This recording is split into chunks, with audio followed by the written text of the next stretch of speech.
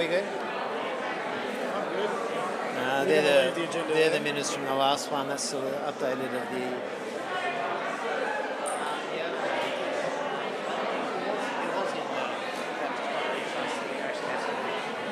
I was just saying, probably one of these ones puts your son involved in it. And I'm not doing anything, so I could almost have... So what do you want? Or do you have to appoint the chair? I think the chair has to be appointed, and normally it's the secretary. So, Let's do that. You don't want any little silly administrative no. So look, I'll start. We'll appoint you as chair, and then you can... you can... Yeah. I mean, in terms of, I don't know, with questions... Yeah. Are you going to do the motions? Yeah, I'll do. Yeah, do those. Okay. And I'll get two other people to... Yeah. They just need to be members, don't they? To second?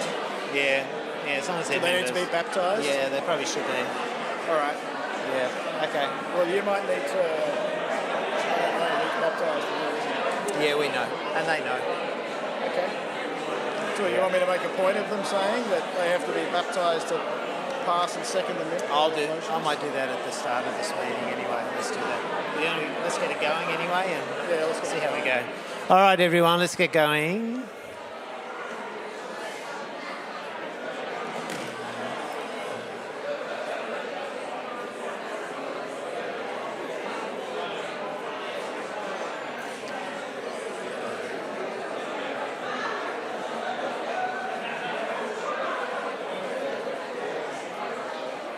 Okay, welcome to the meeting this afternoon. It is really important. I know Pip made an announcement, but it is actually very important that if you are a church member, that we do know that you're here. So if you haven't highlighted your name, please do that before you forget, would be helpful. It is one of these meetings where we do need a minimum of 30% of our membership here in the room, and that equates to around about 80 members. So that's what we're needing to get to. Just a couple of other technicalities. Again, we don't have very many technical meetings. This is a technical meeting though, so there's just a couple of things. Firstly is that we will need to appoint the chairperson, and I'll come to that. But just the other thing, and just some explanation around this. Parramatta Baptist Church is what's called an open Baptist church. We changed from being a closed Baptist church to an open Baptist church in 2007 as part of the Constitution. And what that means is Baptist churches have generally always been that you cannot be a Baptist member unless you were baptised as a believer and fully go under, right? Full immersion baptism.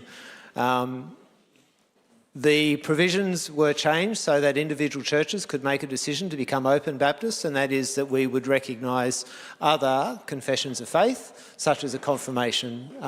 The key thing being that the person is a Christian rather than being baptised by full immersion as a believer. One of the technicalities is that whilst they allowed that for churches, there are statutes in place that actually don't recognise that, and this is one of these strange situations where the Baptist Property Trust will not recognise decisions made by members in an open church who have not been baptised by full immersion, and so that will make it complex for today. But the way in which we are going to do it is that we invite everybody to vote.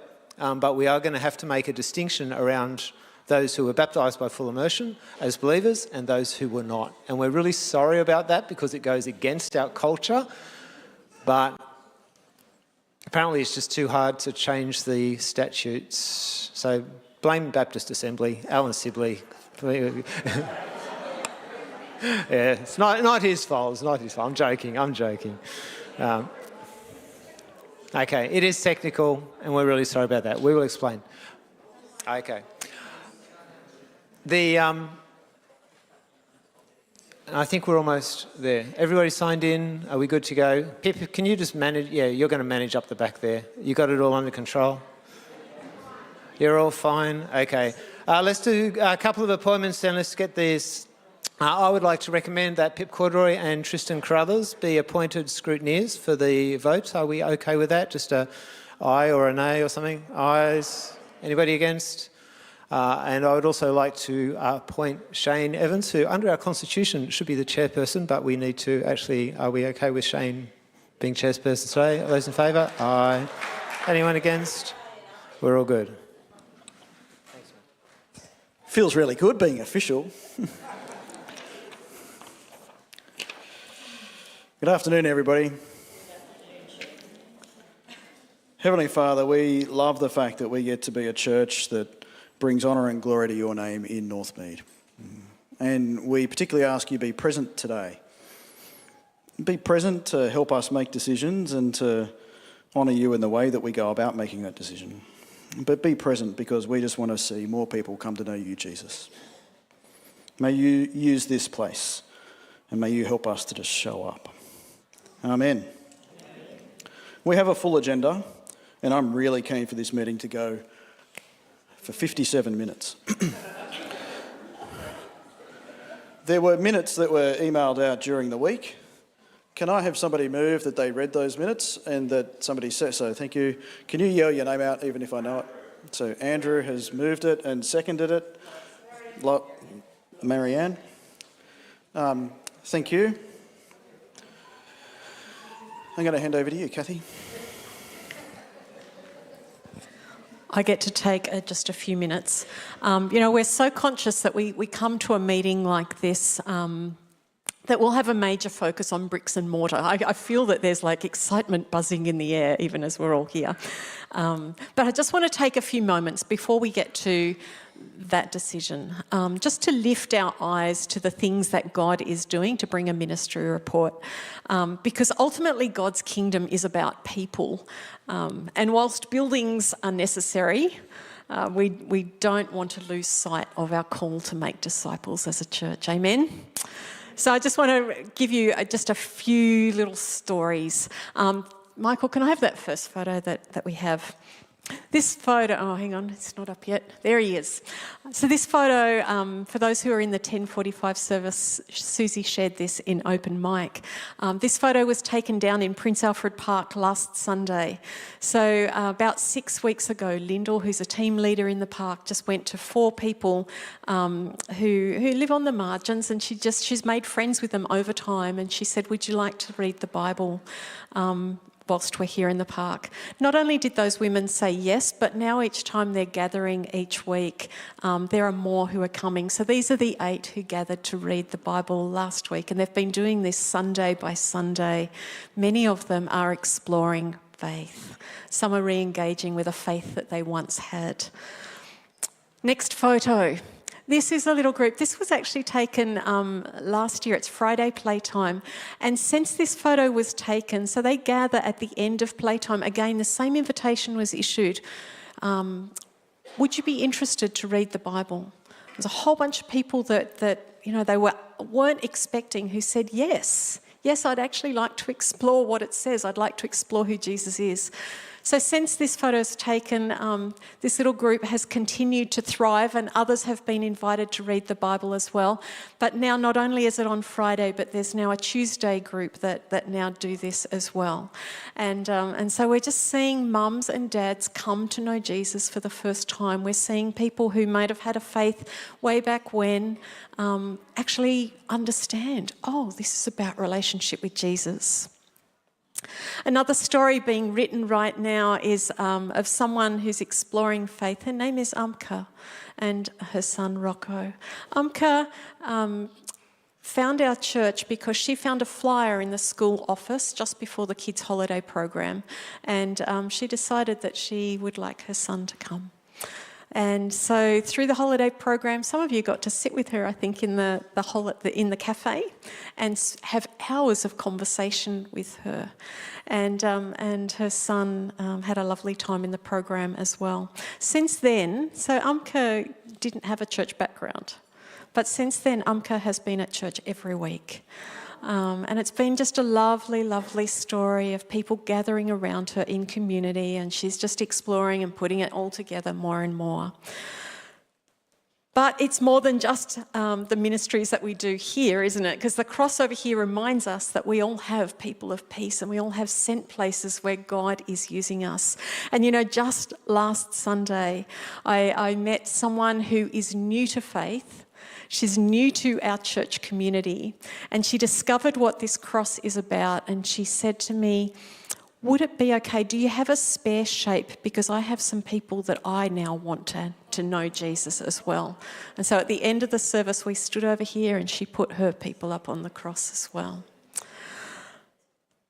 And then there are our missionary partners, and there's some really exciting things happening in this space as well. So for those of you who are on top of this, Luke and Mitch are our newest missionaries in PBC, and they've both reached their 100% support rate in the last couple of weeks.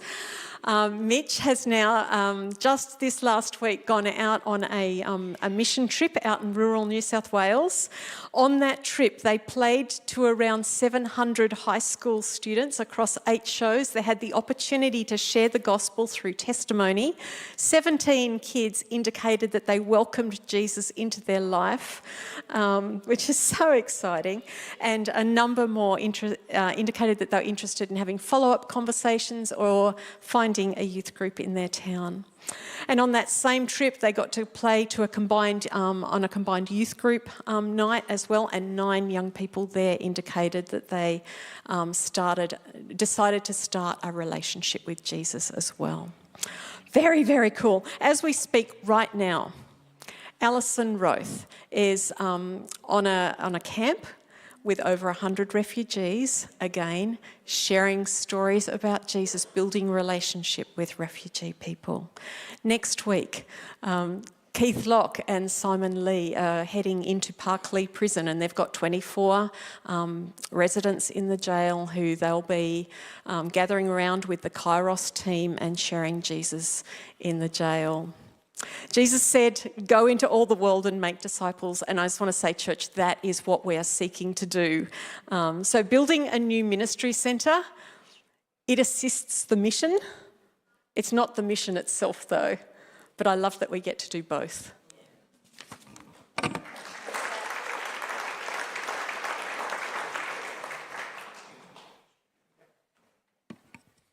Amen.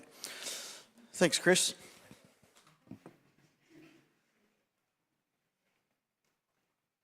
Well, g'day, church. It's my privilege to bring some names up for recommendation for membership today.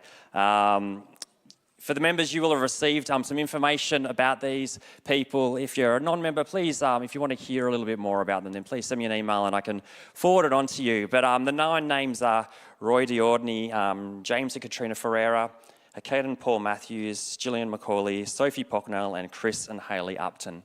I met with some of those people and talked about their journey, and when I've talked to them about why they've become a member, they're not new to the church. They're already involved and they're connected relationally here with each of us.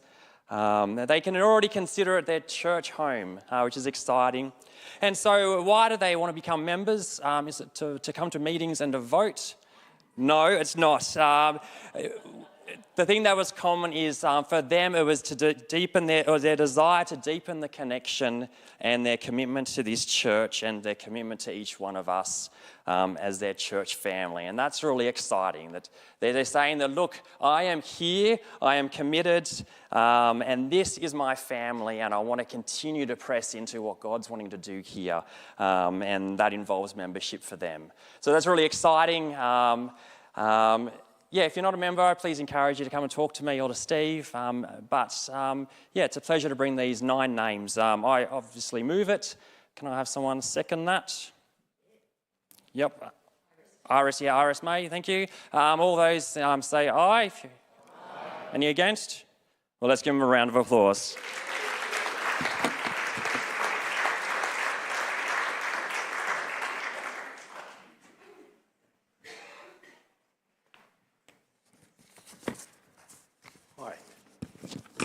Might need this.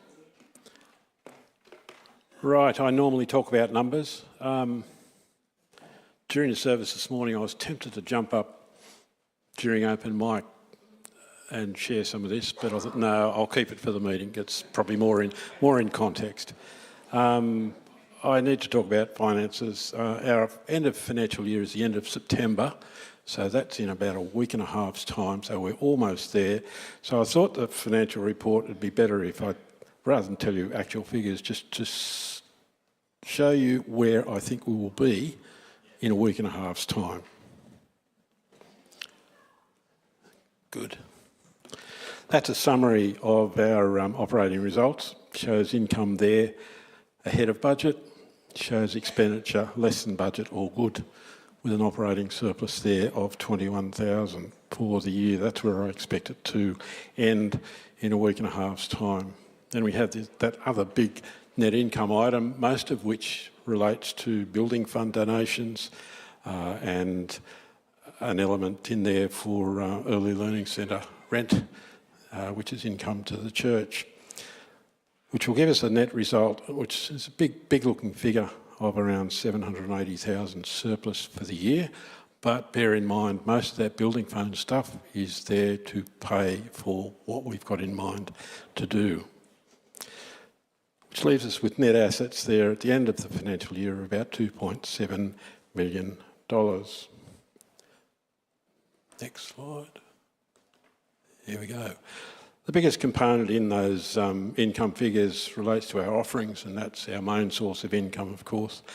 And the figure for the year there is about 911,000, which again is ahead of budget. The way we measure that, for those that are not familiar with it, and it's published each week in the newsletter, is a weekly average figure. And at the end of September, that figure stood at 17,534 against our target that we set ourselves this time last year. The target was 17,350. So again, well ahead of that target figure.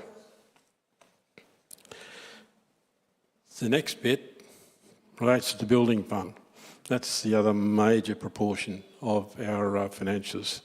And that's just a summary of what's happened in the building fund for this financial year up to Thursday of this last week.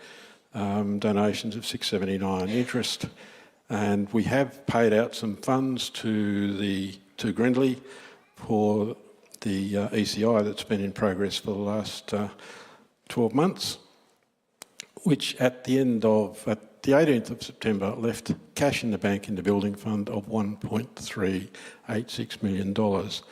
Now, the figure that we've been looking at over these last little while is a funding target of 1.5 to go towards the building.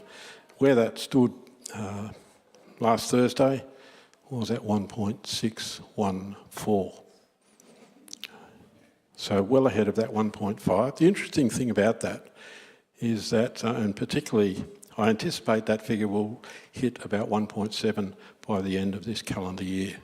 So well in time for going ahead with the project. But the interesting thing about that figure is the 1.6.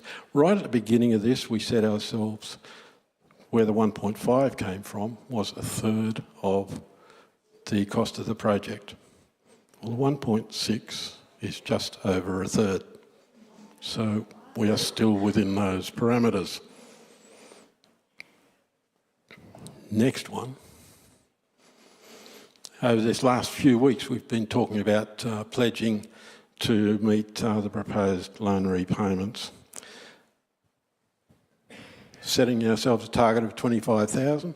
As Steve said a little bit earlier, on Thursday or Friday, it stood at 23,135. Now, drum roll.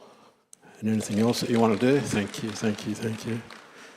I was thinking I could perhaps do what they do on the TV talent shows, and that is just stand around for 5 minutes while we come to the vital figure. The best I could come up with was that the last three figures in this 5-figure sum are 331. The figures that go in front of that are 32,000. So, the figure that we've pledges that I have in my possession at the moment total 32,331.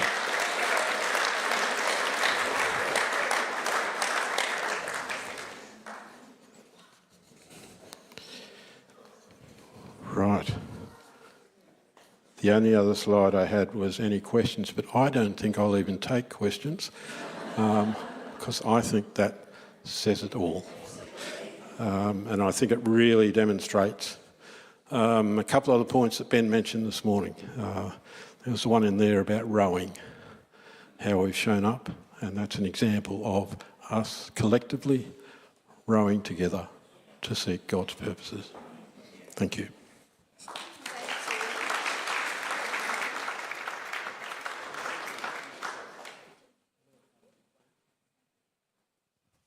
All right, because it's a technical meeting, we're going to do a technical thing. We're going to move that finance report was legit. Somebody move that? Who was the yep? Give me your names, I can't see you. Oh, it's Nathaniel. Sorry, I can't see you in the lights. And somebody to second it. Yeah, you got 2 names. Yay, well done. All right. There are 4 agenda items left. One of those is my usual, are there any safety things? So we're up to the building.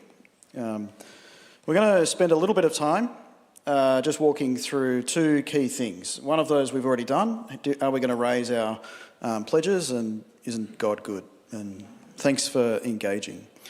The second part of the challenge, however, was ultimately working with Grindley to get our project cost from 5.2 back down to 4.7 and understanding what is our pathway to budget. And over the last 3 weeks, can I just say there's been an awful lot of work undertaken. If you read the letter that Steve put out, he mentioned hundreds of line items. There are hundreds of line items that have been looked at, multiple conversations going on. And so can I not understate the significance of the challenge to find 10% of a project cost is huge. It's a big number. And so the pathway that we walked through essentially named 4 ways to look at what can we do to find a pathway back to budget. They're all up on the telly there. So the first one was, well, do we even need it in the first instance? Can we get rid of it? Or can we at least change it and see if there's a cheaper way to do it? So that was the first category. Second category, the first one was, is it essential for ministry? That was absolutely the first category. The second one I've mentioned. The third one was, is it something that we can delay? It's something that we would like to have. We can cope without it for a period of time, and we need to find a way to actually do it later. And the third thing is, well, there's a lot of people that come to the church. There's a large labour body. Is there something that we can do ourselves and take it out of the building contract and make it something that we can do? So where we landed in the peachy column was where we started, and where we are at this point is at 4.732. That is a saving of $490,000. I do this professionally, and I can count on one hand the number of projects where I have managed to find 10% of a project and still be able to say it achieves essentially what we're after. So this is God going before us, in my view. Now, there's more numbers that sit on there, and a couple of things that I just want to bring to this meeting's attention and frame them so that we're all on the same page.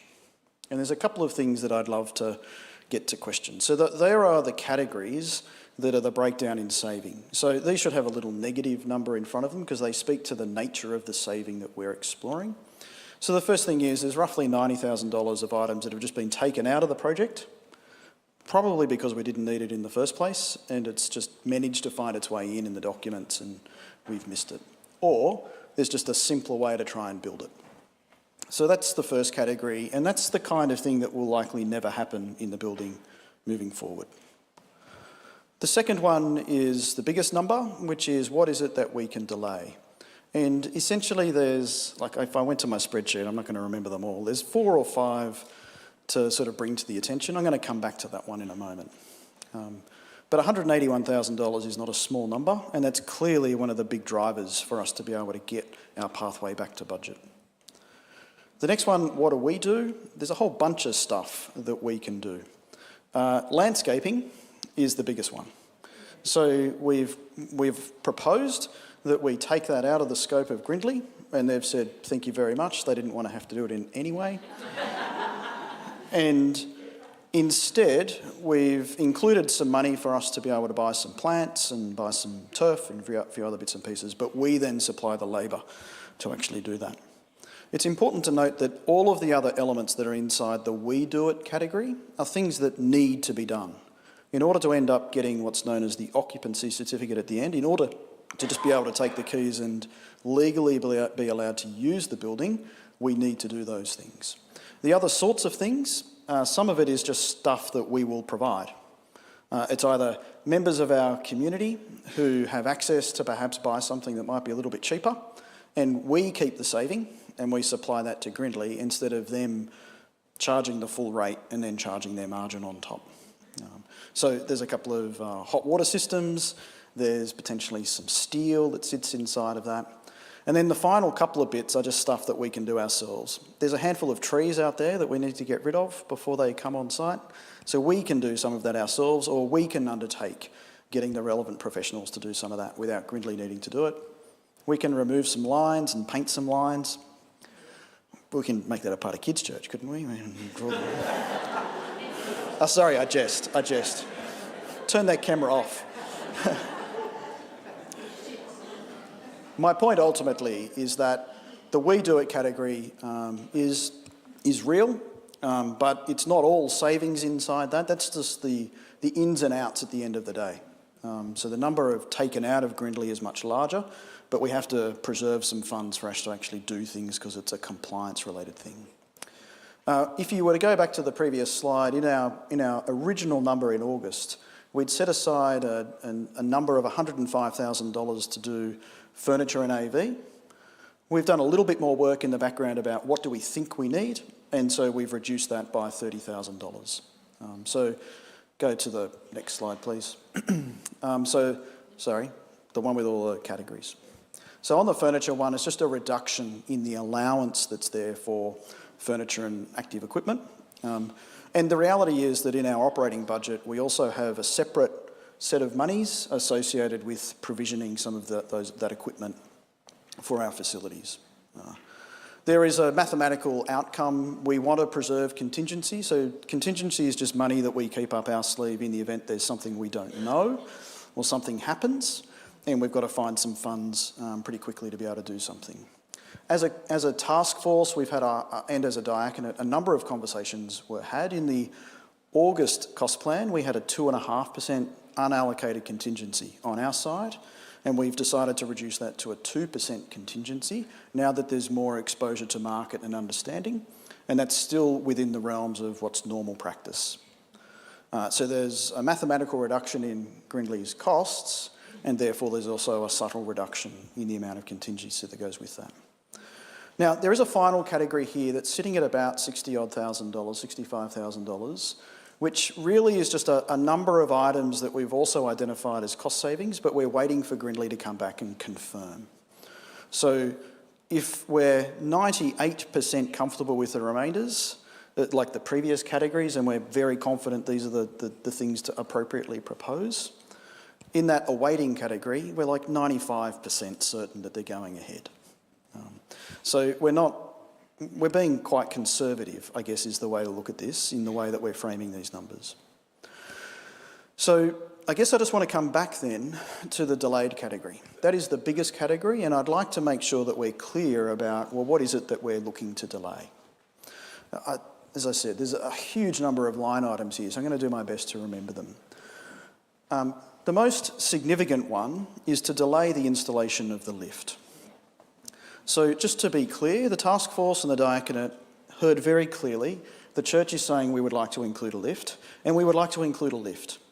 But the way to do that and to delay is to build the lift shaft, to do all of the equipment associated with the lift in terms of the switchboards and power allowance, but just not actually installing the moving bits inside the shaft for the lift, and just making that something that happens at some stage in the future. The reason why that's felt appropriate is, I think, indicated in the letter that went out, but ultimately it's because when we look at, is it essential for ministry? It was deemed that it's not essential for ministry. We can do ministry everywhere in a bunch of other different locations, but it is something that we would like to provision because we would like it to be that anybody can get up there. And we're not just talking about people who may be elderly and have mobility issues. You could be on crutches. or you might just have a visual need, or a variety of reasons to actually do it. Or you might be carrying big heavy things, and instead of walking it up the stairs, whack it into the lift. And there's a sizable saving there. That the order of the saving is indicated in the letter, and it's got a big number on it. The next ones to name then are blinds. So the multi-purpose space is looking to be air conditioned. Yeah, so that's not a saving that is being pursued because that was deemed essential for ministry. So a big X got put through that. Likewise, however, there are a number of blinds. There's almost $45,000 worth of blinds that was proposed in the building. And so the decision or the proposal is that we remove the vast majority of those blinds because they're the kinds of things we can come back and do at any stage, except for the ones that are essential for ministry. And blinds inside the large multi-purpose space in order to allow tech and heat load and large crowds. The blinds inside that space we would like to keep inside the project. The other thing to note is that they're motorised blinds as well, and so somebody doesn't need to go up with a big hook or something to sort of move up and down the blinds.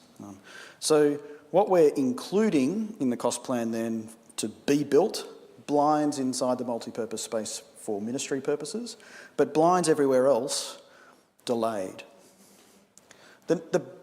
After the lift, the next biggest one is the awning linings. You know our big swoopy roof that sits out the front of our main doors?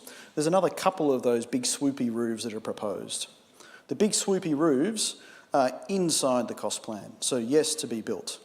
But the lining of those has almost a $60,000 number attached to it, and it's not critical for ministry.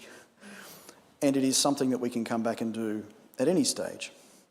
It is worth noting that aesthetics is an important thing. There's something about having a homely, perhaps the wrong word, but an enjoyable space to be a part of. And seeing the underside of crinkly tin is not terrible, but it's also not necessarily the most visually attractive. So the awnings have been flagged to Grindley as being, this is a really high value give back. If we don't need to do something here, then we would very keenly like Grindley to provision in their trades and the provision of scaffold and everything else that they might need to do to come back and install those linings as quickly as possible. The final one to name, or is a couple of little ones, is stripping out solar, because we can do that at any stage, and the roof is provisioned for it, so it's just a matter of actually buying the active equipment. And the final thing is there was a garden shed, which it's a really tiny number, but gee, it's a significant thing. Because it houses really critical equipment for us to just be able to basically maintain our properties. And having a home for those things is important. Before we move on to what's proposed for us to do, I wanted to ask the questions around what is delayed. Is there any questions that anybody wanted to raise about that? There's one up here. I'm just wondering, obviously I'm not a project manager or anything, and you talk about all these things that can be delayed. I understand that, but do you have a time frame of when they would be delayed to? Are you saying in 20 years' time we will do this? Because that's going to be, a very different proposal then. It's something that people will think about doing in 5 years. Thank you. So the question was, it's understood that we might need to delay something, but what might be the timing associated with its inclusion? I think that's the summary. The answer to that question ultimately is it's something we've discussed, but we don't have certainty on timing. When it comes to the discussion, our hope is that sometime in the next 7 years, these items will actually be undertaken. And so there will be a prioritisation of some of these bits and a reaction in due course. There is a third motion that was looking to be proposed, which is to actually delegate some of this to the diaconate as well. But it is absolutely clear in the diaconate's mind and in the task force's mind, a delay is deliberately a delay. It's not a never. I just want to make that clear. Yeah, we will need blinds in the building. We want to put the lift in. We also want to line the underside of the awnings.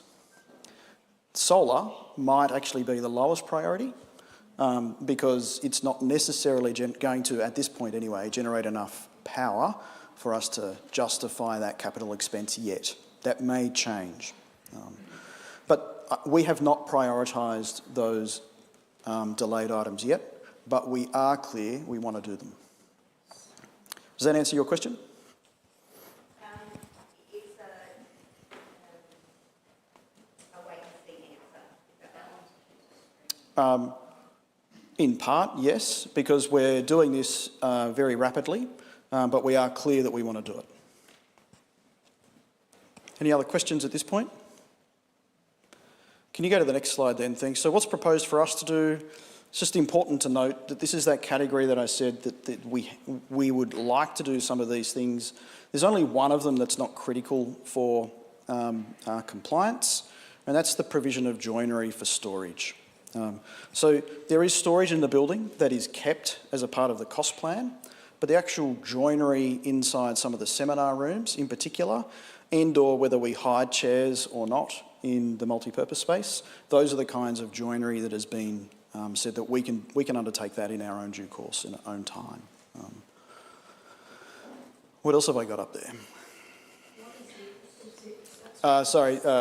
It's the boilers, the hot water boilers inside the kitchenette, upstairs and downstairs. It's the brand name, sorry. Shop talk. I think that was my last slide, was it? So reinforcement is the reinforcement in the slab. We do have a member of our church community who actively provides reinforcement, and we're in discussions with them so that we provide that reinforcement to the project. And then the intent is that they would reduce their, or not, they do it at cost and remove the margin component. So there's a small saving attached to that. All right, what else? What's mine? So no is the answer, but we have a regular arborist that we've been using. So the intent is some of it we might be able to do ourselves, but there's at least one tree that we're probably going to need an expert to do that one. All right, any other questions on that? There's a question here. So all of these look like pretty muscle jobs. So is it just a small group of people that will do these kind of jobs, or would you say the church will take responsibility for? But a lot of that, I can see a lot of people may not have the capacity to do. So how would that work? Thank you. Yeah, so the question was who is going to do this work in essence, and is there a process already in place to accommodate how that gets done, recognising that many of these roles look like you need to be muscly to do them. Yes, that's right. Do we have a process? No, but we have regular working bees. And when we did this building, when we did this extension, then we did a call out and we said, who can come and do this? And people put their hand up and came and did it. So all we're naming at this point is these are tasks that we can undertake, that we have form in, that we've done these things before and or are regularly doing them. What's my next slide? That's just in case I needed to point things out. Do you need me to point anything out? Please.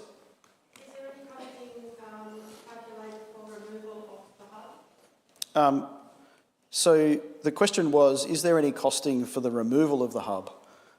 Yes, that's included. Ultimately, the removal of the hub and the building next to it are included in the costing, as in removed. The real question, I think, though, that sits behind that is, can we continue to operate on the site whilst construction happens? Well, I think the answer to that is yes. Well, no, I don't think. The answer to that is yes. And so also included in this is a temporary relocation of the hub so that it is outside of the building zone. And by the hub, I mean where ministry actually occurs. So when you're saying continue, is that not just Sunday, but during the week as well? Ministries that happen during the week, daytime kids still operate? So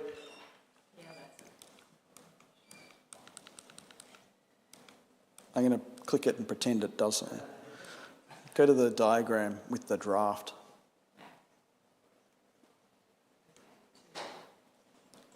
Next one.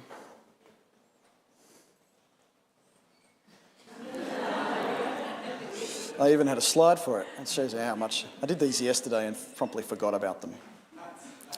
So this is a diagram provided by Grindley. It has a big draft on it because it has not been discussed properly by either the task force or the diaconate. So I'm showing it to you merely to say the proof that Grindley are saying, yes, you can continue to occupy. It's not make-believe.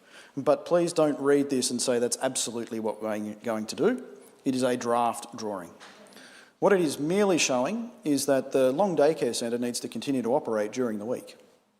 Our church needs to continue to be usable during the week.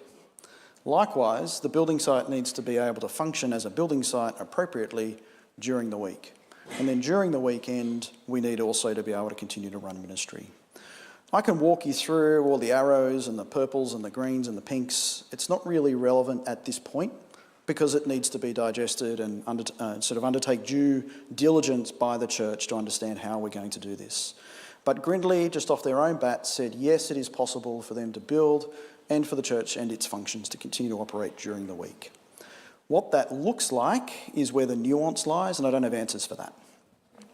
Does that mean that that bit and that bit are available all the time? I don't know. And I think the reality is that it's going to be a slightly moving feast. There'll be this area that they need to work on for the next 3 weeks, and so that's where their energies and labour will be, and then they'll move that on and go somewhere else. So it'll be us working in tandem with the builder during this. I don't know yet, but on that diagram, there's a little dot here somewhere, isn't there? What's the dot?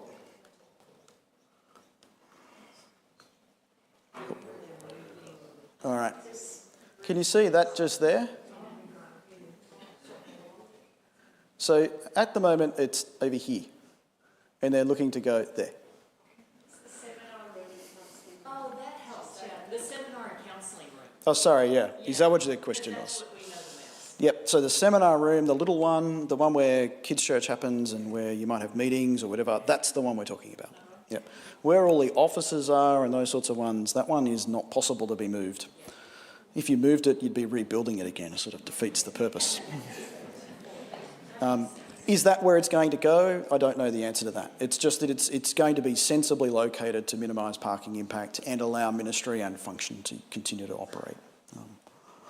There's parking that we need to provision, and we also want parking during the weekend as well. But there will be a minor reduction in parking for a period of time. There has to be, because we've got to build some new parking. So we just have to park on the street? That will be one of the things that we need to work through, correct. We're getting into the weeds a little bit. The whole point of this was to allow questions to occur and to show you that there's a legitimate, real pathway to budget. Almost $500,000 in savings that gets us to 4.732, whatever that number was, which is real. If there's no other questions, then I want to talk about the finance component. Or I'll hand over to Ian and he will talk through the finance component. And then we're going to run through what the motions are and then establish the vote.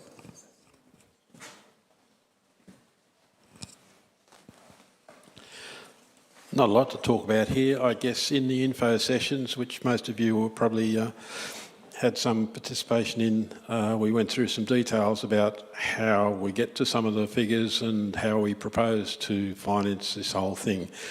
Simplistically put, and that summarises the key elements to it, but simplicity put, the cost 4.7 less what's in the kitty, what we anticipate being in the kitty by the time that we need to draw down on any borrowing facility would be 1.7 or more to get us to that figure of $3 million, which is the figure that we need to borrow from an external source. This suggested lender at the moment, or the preferred lender, is Baptist Financial Services, and I did previously go through the reasons why they are the preferred lender to provide the finance for us, and I guess one of the prime reasons there is the synergy in ministry that we have with Baptist Financial Services. Key figures there. The loan for $3 million would be over a term of 20 years. The minimum monthly repayments for that would be $21,400. But that's just to know what will need to pay BFS when the time comes. Why is that different to the recommended amount? That recommended amount is the amount that we need to show that we are able to sustain, and that enables us to cover off on any variables which happen over time, changes in circumstances, economic conditions and things like that. And I mentioned earlier where we got to with that. I guess the other factor in that 25,000, BFS as part of their processes, and Dale Hawkins would be able to speak into this a little bit more, is that on face value, the 25,000 sounds good. There is a discounting factor that they normally place into that, which will take that figure back to what they actually believe will occur, because circumstances change. Sometimes we can't necessarily individually commit to that, so that's where the 25,000 figure comes in. So that's really the minimum that we're aiming at. Now that becomes academic for us at the moment, given that we're saying that we have pledges to date of 32,000, which takes us well out of the realm of that discounting factor and puts us into, yes, we've got it covered, at least in this short-term period. Over the long term, that becomes a different question, which can be examined over time as that progresses. During the information sessions, Dale put up a slide, that one, which was basically what Baptist Financial Services is going to need to see from us. And just quickly recapping, need to have demonstrated we can stick to a budget. I think the figures that I gave before indicate that tick.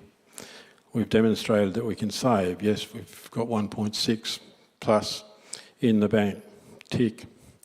We understand the magnitude of the commitment ahead of us. I think we have a reasonable understanding of that now, and the fact that we've come together and put together that figure of $32,000 in pledges. And that is made up of from 185 individuals within the church. So we've got pledges of in the order of about 120, but that's made up of 185 people within the church community. So they're the numbers of people that are engaging in this particular process. So I think we can tick off on our understanding of what we're really in for here. And we can also tick off on that last one in terms of we've got documented pledges which we believe will satisfy BFS when we go with the application form to do this thing. Any questions around that? Rats. Yep.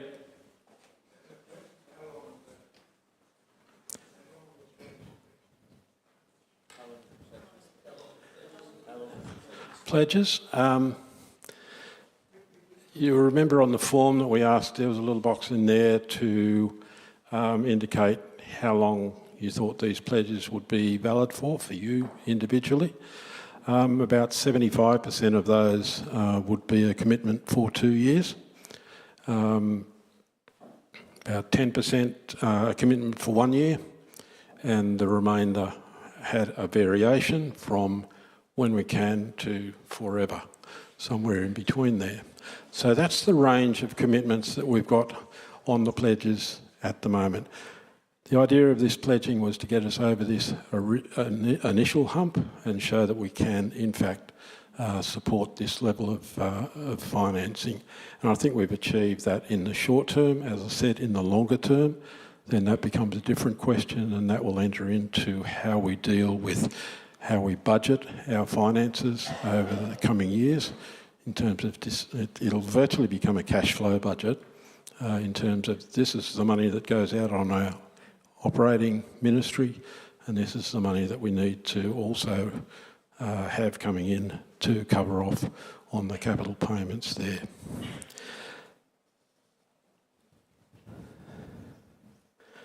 Something went through my head, but it's gone now. So, okay, we good on that?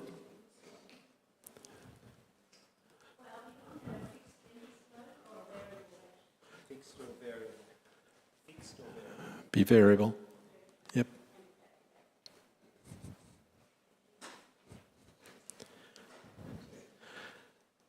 One up the back.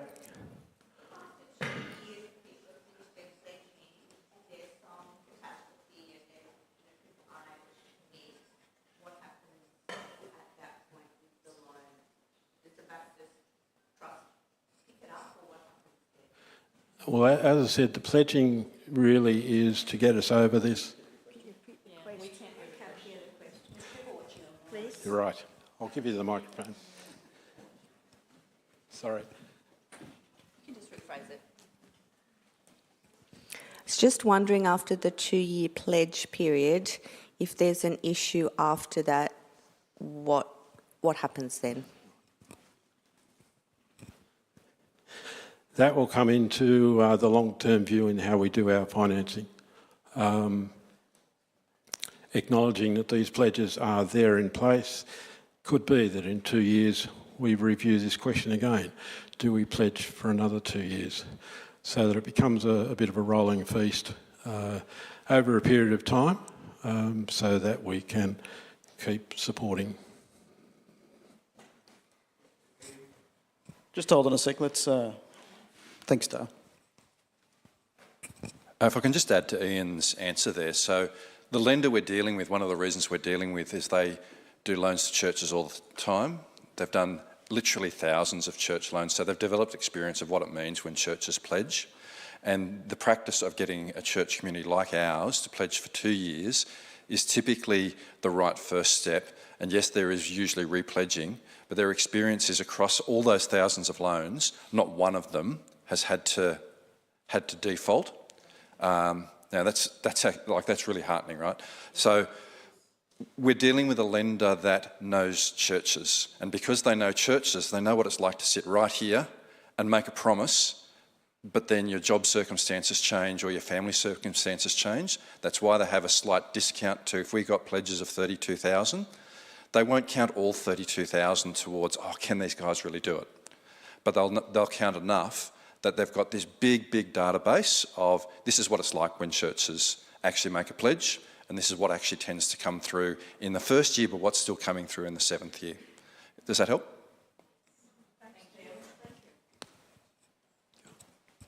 Another question over here.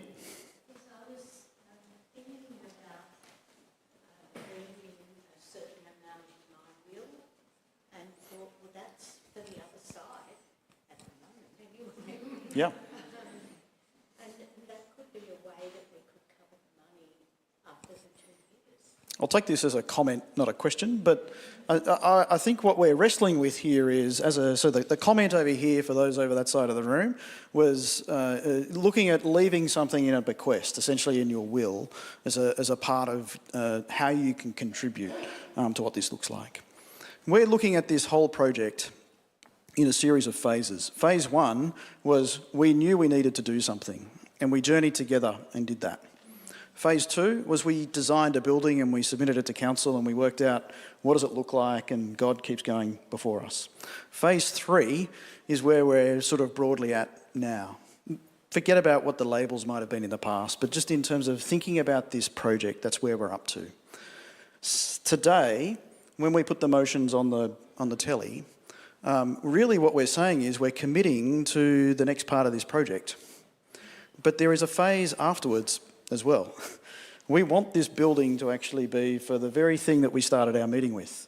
It's about ministry, isn't it? And we need to continue to support and steward and do the things that ministry requires. And so phase 4 will have a whole bunch of things associated with cash. Bequests and wills is one of them. There's interesting things we can do in offset accounts and a variety of other things, but we don't want to get bogged down into those things. Yeah, that's for phase 4. We'll worry about that then. Phase 3 is where we're at the moment. And we have pledges. And we've got pledges with a large number of people who have engaged. And that's, I think, something to celebrate. God has gone before us and has found how we can get $500,000 in savings. That's wonderful. Is this a question?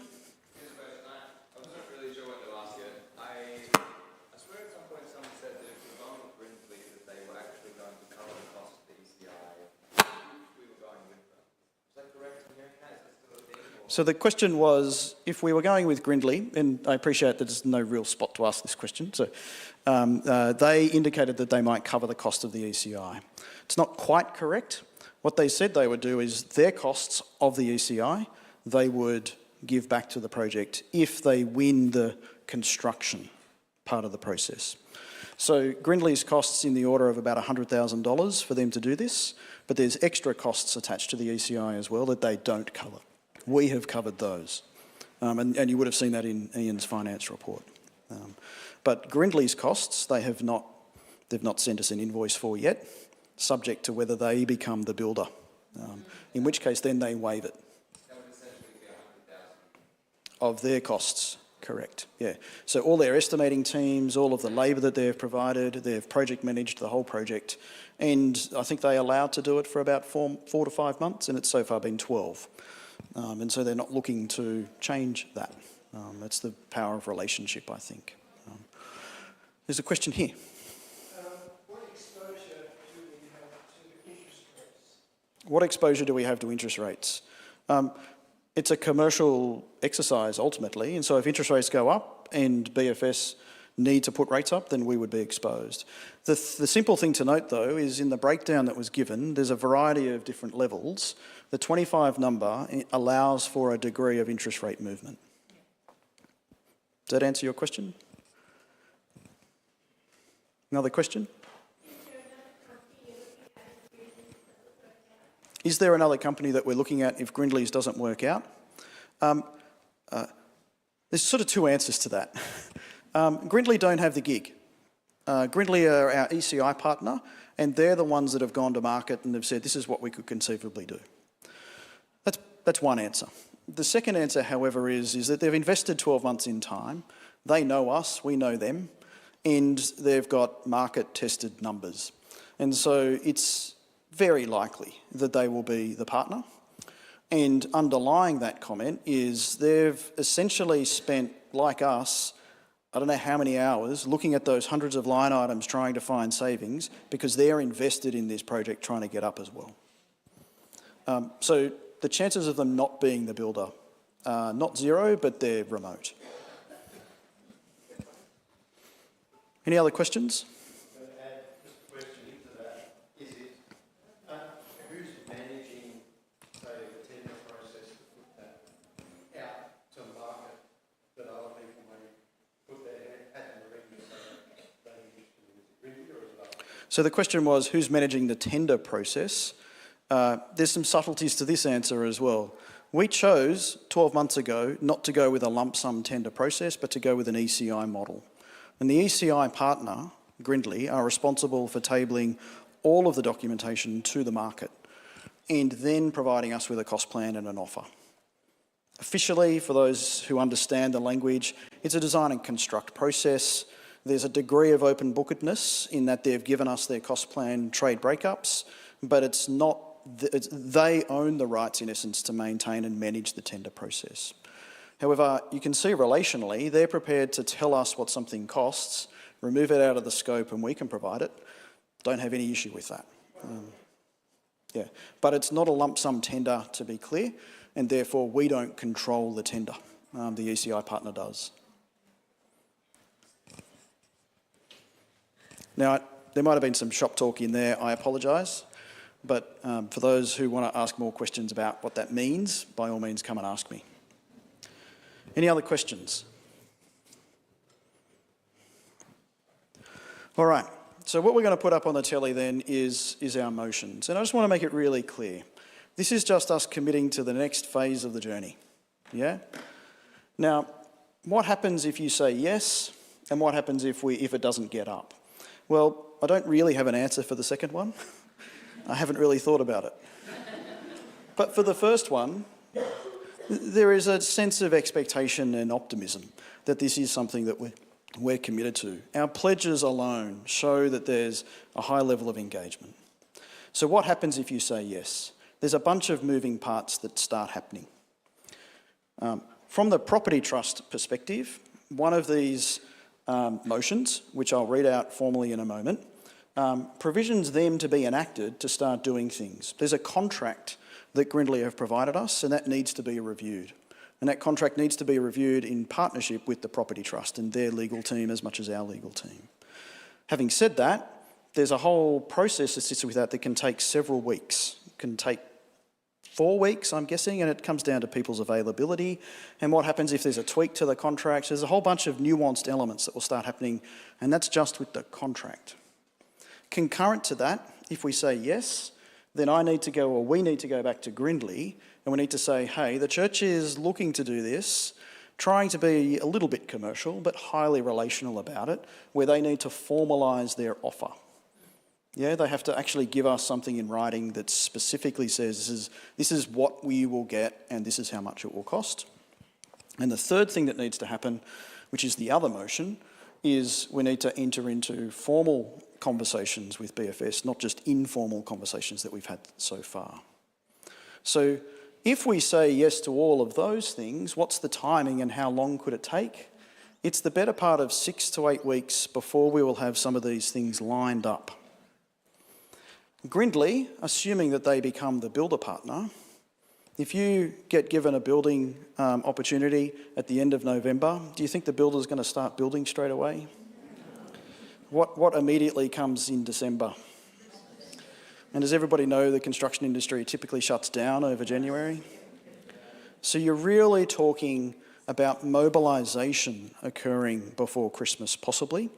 That being securing the sub-trades, identifying where the fences are going to come from, getting the skip bin ready to go, all of those, but you don't see any of that. It all happens behind the scenes. But in the new year, February-ish, subject to whoever the site foreman might be and staffing and labour and everything else, that's when something might start to happen. So what we're saying yes to is entering into the next phase of the project that would look like construction happening. Has that got clarity? Great.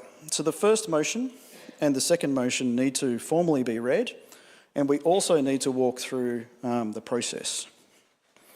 Who's got the coloured forms? Thanks. So if you... let's get our forms first, and then I'll read the motions and we can go from there. So there are 3 coloured voting papers. There's a blue one, a green one, and a white one.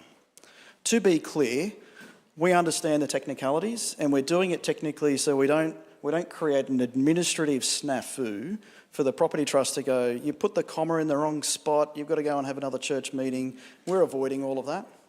But ultimately, we are really keen for everybody to vote, yeah?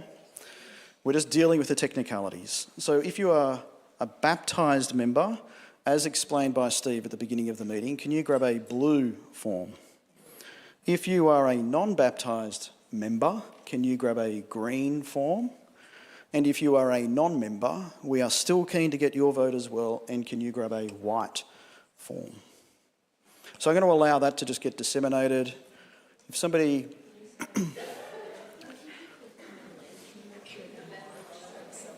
Thank you, yes.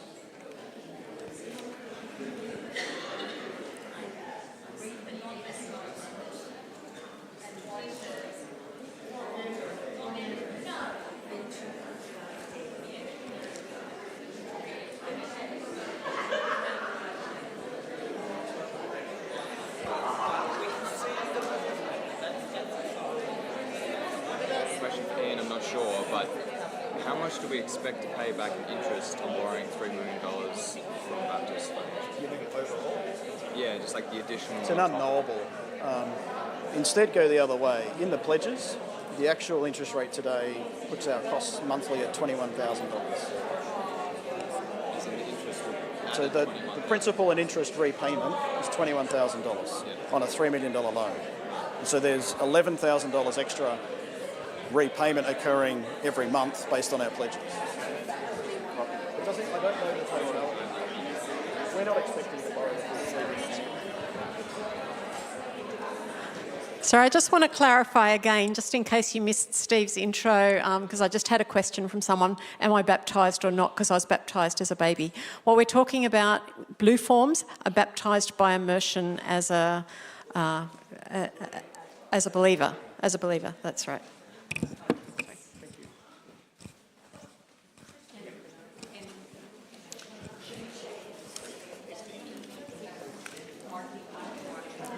Yeah, I haven't forgotten, yep. You can get it back in a minute. All right. The motions might still be going out, but I am going to read them so that if you've got one, you can do it. Both motions are listed on the voting form, and you will get a bit of time. There's a bit of time to go around, but I'm just going to formally read the motions and go from there. All right, motion number 1 is a building contract for the construction of a new ministry centre on property located at 84 to 94 Kleins Road, Northmead, New South Wales, for a construction price not exceeding 4.75 million.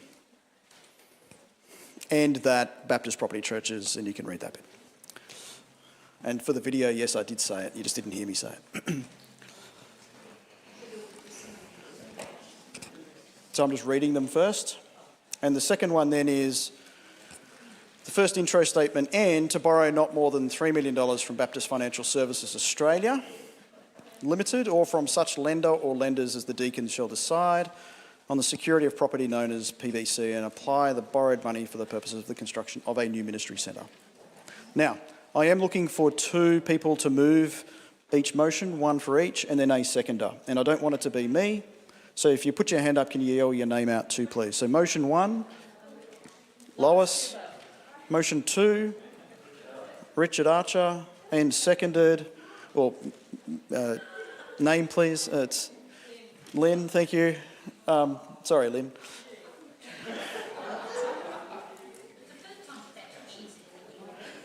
And was there another hand over here somewhere? Oh, Glenn Hadfield, thanks. All right, so can you please, with your voting form, if you have one, do 2 things. Vote your vote, fold it in half, don't fold it into 15 million bits, just fold it in half, send it to the end of the line, go to the left. Please go to the left.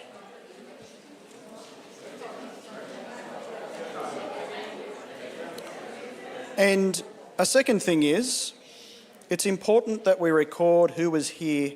So please, if you walked in, there is a list of names. Can you please appropriately sign, highlight, do what's needed over there as well.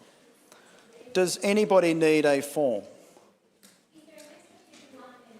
Is there a list of people who aren't members? Just write their name. So there's a list for just writing your name as well. Does anybody still need a form? I still need a form.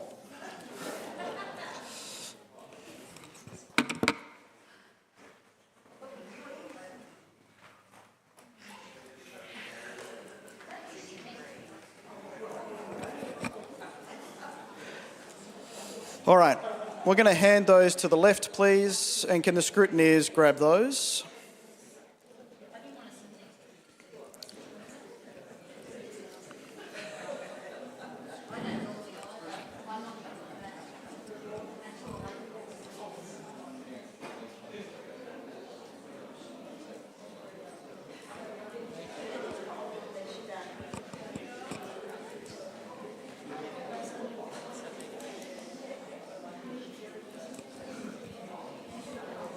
Are there any uncollected over here?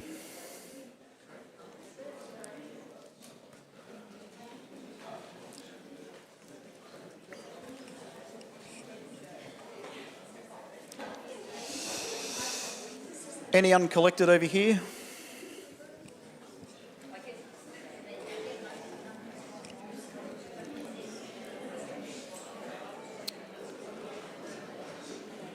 All right, thank you all. We'll let the scrutineers count and do what they need to do, and we'll find out the outcome shortly. But there are 3 other agenda items that we'd like to do in the intervening time. Now, just in the interest of completeness, there was another question that was asked during the vote, and that question was, do we understand the quantum of interest that might be paid on a $3 million loan? We don't have that number handy, and depends on how quickly we pay down the loan. What was pointed out in Ian's summary was there is a repayment value, which was the P&I, or the principal and interest payment value, and that was sitting in the 21-ish kind of thousand mark. And so pledges at 32 says that there's extra repayments that would be made per month for that period of time. All right, I'm going to hand over to you. Thank you, Andrew. We're going to have a Safe Church update.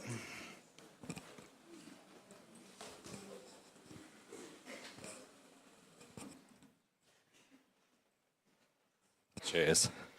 I'm sure on behalf of the meeting we want to say thank you to you and indeed the task force and the deacons.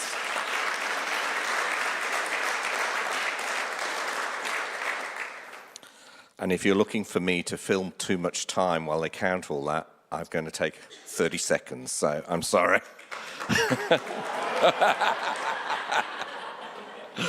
Okay, there's not too much to report, as I say. We have one new group member, Marika Dean. Would you stand or wave? There you go.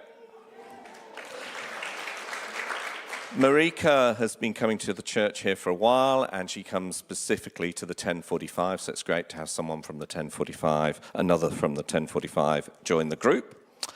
We've met a record once since we last met as a church meeting, so there's not too much to report, as I say. We continue to look at and review our Safe Church policy.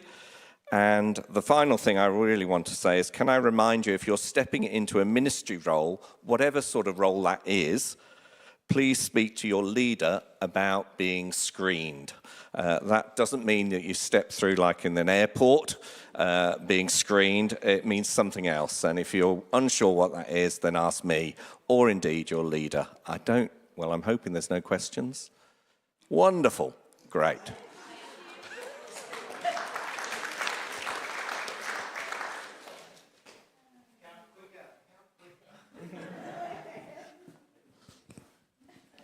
I needed more time though. I don't think they've finished counting. Yeah. Just before I get to that, also just want to thank those who've been part of this process. It's been quite some time. I don't know, Debbie, when you first went on to the first iteration of the task force, but this has been a long discussion in church meetings, looking back through the minutes and looking at what had been discussed. Thank you for everybody who's been part of the meetings, part of giving over these past few years. It's been a really good and healthy process. We can't get to the end of this and go, oh, we didn't think about it quite enough, did we, or discuss it quite enough. I'm waiting for the results, but just in terms of some of the fears, I think the question of what happens beyond 2 years and what if circumstances change. It's like all of life, isn't it? We can't live life, we can't say, well, we're not going to buy a house because I don't know if next year or the 2 years I'm going to have a job. What if I lose a job? Then I'm going to lose. We don't think that way. Like we have to live and make decisions as best we can, and that's what we're seeking to do. I love the question though: how much interest will we end up paying? It's always more than you want to, but generally it's less than you think you will, because you pay off your debts quicker than you think you will. I don't know if you read the fine print. I think Dale said it previously. We're going to take out a 20-year loan. The average is, 7 to 10? And that's consistent with our last loan. I'm a positive guy when it comes to this, right? So I'm the guy who said, no, it's not going to be 1.5 by the end of July. We're going to make it before June, and we did. I'm the kind of guy who said, no, we as a church, we will do 25,000 easily, and we have. And I'm just really encouraged because I feel like as a church we're just working together really well, journeying this together as a family, and it's a really good process. So I don't know. We don't know how much interest we'll end up paying, but it will be less than we're probably fearful of, but more than we would like to, because I would like to pay zero interest, obviously. That would be a true... anyway. I will... we have had a number of task forces in place over the course of this. There was a task force that was tasked to prepare the DA, and that was very much a planning. What are we looking for? What kind of design would go? But then also through to the DA. That then changed as we moved into phase 2, very much the fundraising, and so we brought in Dale and also Greg Wood became involved in terms of raising funds and how best to work through that. This next phase will require a different group of people looking at what's going on. In terms of exactly who they are, we don't know yet. We can bring that to a future church meeting. But at the moment, what I do want to just bring a motion that the diaconate, and they have been previously, but just continue to be authorised to appoint such persons to a ministry centre task force for this next phase, and that will be the selection of the preferred builder, which will most likely be Grindley, but also then the ongoing engagement with that builder during the construction phase. And so that will be one that Kathy and I, being on site, will be very much part of it, so that, we will be here seeing what's going on, and so we'll be part of that. But there may be other people who actually bring in a different set of skills who we actually invite then onto the task force to assist in some of the more technical and oversight of the actual construction itself. So I'd like to move that the diaconate continue to be authorised to do that. I move that. Somebody would like to second that?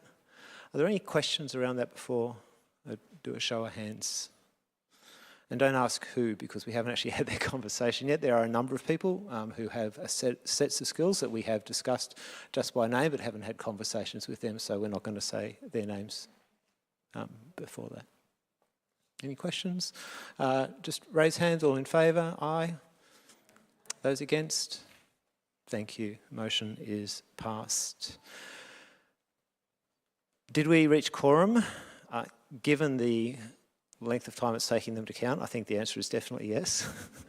What the result is, I'm not quite sure. Feel free to have a quick conversation if you want to hear the result. Otherwise, if you need to rush away, feel free to do that as well.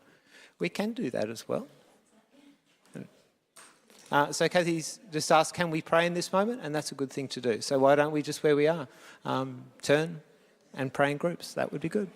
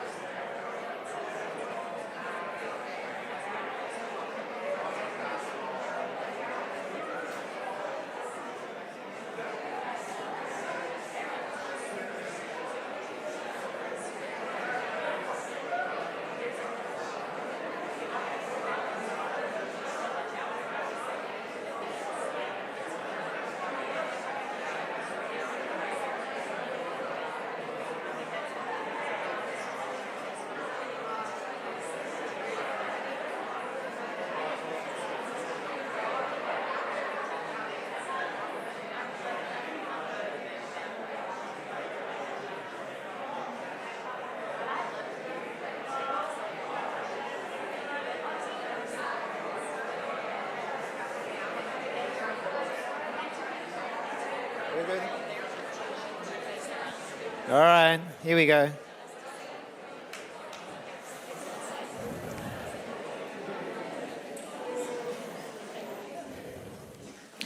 So I'll just give you the total numbers. So this include all members as well as guests for the meeting as well. So 119 votes were recorded for the first motion, which is the, what was the first motion? Was it the loan or was it the building? The contracts. So the contracts, 117 for, 2 against. And for the loan, 116 for, 2 against. So that's total. In terms of the Baptist Property Trust, it was 78 for, 2 against. So well and truly passed. So yeah.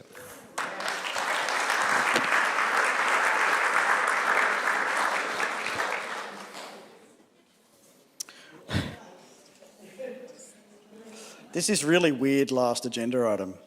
Shane, any other matters that need to be considered by the diaconate? And any concerns regarding WHS? Just feels like it's the wrong thing to ask right now, but I've asked it. And as usual, please come and speak if you identify anything, because we want this to be a place of thriving ministry, and that includes safety. Look, I'm going to finish our meeting in prayer, and then you can be released. So,